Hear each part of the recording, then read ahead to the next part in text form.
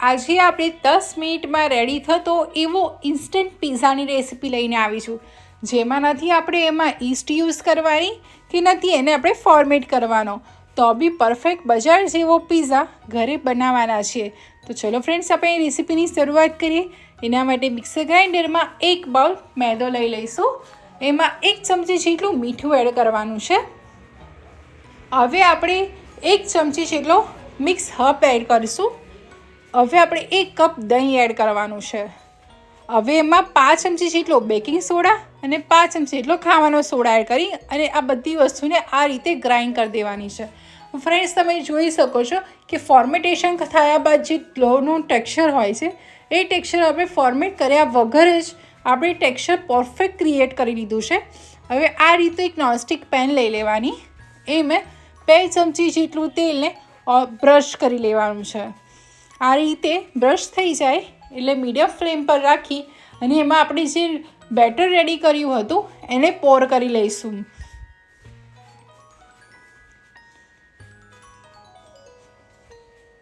અત્યારે હું 1 pizza base જેટલું જ માપ બતાવી રહી છું. તમારે જેટલા પિઝા બેઝ બનાવે એટલું માપ સેટ કરી લેવાનું. હવે ઢાંકીને 10 મિનિટ કૂક થવા દઈશું. તમે જોઈ શકો છો કે પરફેક્ટ બજારના બેઝ જેટલી રાઉન્ડ બબલ્સ આવી અને સોફ્ટ બી થયું છે. હવે એની સાઈડ ચેન્જ કરી અને એને 2 થી 3 મિનિટ બાદ કાણાવાળી પ્લેટ પર લઈ લઈશું. આ રીતે કાણાવાળી પ્લેટ પર લઈ અને સરસ મજાનો ઠંડો થવા દઈશું. ફ્રેન્ડ્સ, આ પ્રોસેસ એટલી જરૂરી છે કારણ કે જો તમે તરતને તરત પિઝા બનાવી દેશો તો એ જ્યારે વરાળ નહીં નીકળી હોય તો પિઝા બેઝ ખાવામાં તમને અંદર લોટ ખાતા હશો એવું લાગશે. એટલે આ પિઝા બેઝને 10 થી 12 મિનિટ એને વરાળ નીકળી જાય અને અંદરથી પરફેક્ટ ટેક્સચર મળે ત્યાં સુધી એને ઠંડો થવા દેવાનો છે. જો આ પિઝા બેઝ પરફેક્ટ ઠંડો થયો હશે તો જ એ પરફેક્ટ ક્રિસ્પી બી થશે અને અંદરથી સરસ એવો સોફ્ટ બી રહેશે. તો ફ્રેન્ડ્સ, પિઝા બેઝ સરસ ઠંડો થઈ જાય એટલે એના ઉપર આપણે પિઝા સોસ એપ્લાય કરી દેવાનો છે. તમે બજારમાં મળે છે પિઝા સોસ બી એપ્લાય કરી શકો છો. હવે આપણે ફ્રેન્ડ્સ એના ઉપર મોઝરેલા ચીઝ એપ્લાય કરવાનું છે. હું અત્યારે અમૂલનું મોઝરેલા ચીઝ લઈ રહી છું. આ વેજીટેબલ્સમાં અત્યારે મેં ડુંગળી, કેપ્સિકમ અને ટામેટાં લીધા છે.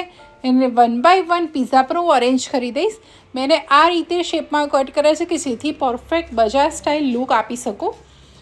એટલે મેં ફર્સ્ટ ડુંગળી અરેન્જ કરી છે, ત્યારબાદ કેપ્સિકમ અરેન્જ કર્યા અને ત્યારબાદ ટામેટાં અરેન્જ કર્યા છે. મેં પહેલાં ચીઝ એટલે સ્પ્રેડ કર્યું છે કે જેથી વેજીટેબલ્સ પ્રોપર બેઝ સાથે સેટ થઈ જાય.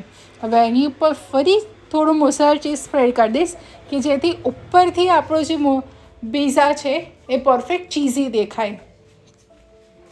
હવે આ રીતે મેં પિઝા સરસ રેડી કરી લીધો છે. તો છે ને અત્યારથી જ એકદમ ડિલિશિયસ. હવે આ પિઝાને ફરી એ જ પેનમાં 2 ચમચી જેટલું ઓઇલ સ્પ્રેડ કરી લેવાનું અને ત્યારબાદ પિઝાને અંદર સેટ કરી અને ઢાંકીને 10 મિનિટ કૂક કરી લઈશું પરફેક્ટ ચીઝ મેલ્ટ થાય ત્યાં સુધી. તો 10 મિનિટ બાદ તમે જોઈ શકો છો કે ઓહો કેટલો યમ્મી પિઝા રેડી થઈ ગયો છે.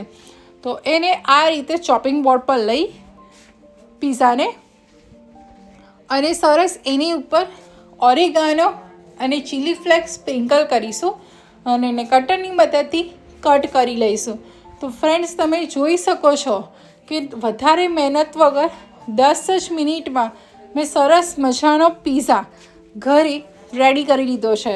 તો આ રેસીપી તમારા બચ્ચાઓના લંચ બોક્સમાં કે ઝટપટ થતી ક્રેવિંગમાં ડેફિનેટલી ટ્રાય કરવા જેવી છે. પરફેક્ટ નીચેથી ક્રિસ્પી અને સ્પોન્જી. તો આ રેસીપી ટ્રાય કરો. કેવી બની મને કોમેન્ટમાં જણાવજો. Good bye.